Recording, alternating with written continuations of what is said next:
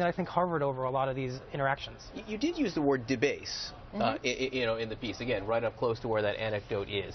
Is that a word that Roanne used, or is that a word that the women you spoke to used?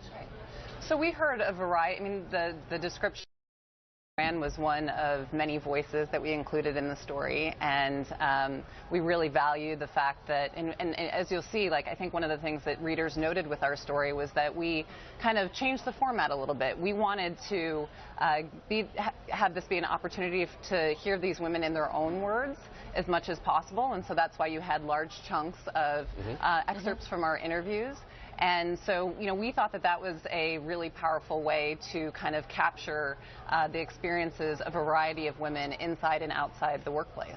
Guys, she very clearly uses the words, it was misleading, you took her words out of context, you didn't fully quote her, is what she suggests. You know, she said she called something flattering right after one of these anecdotes.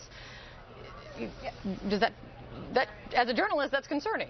What do you guys think happened?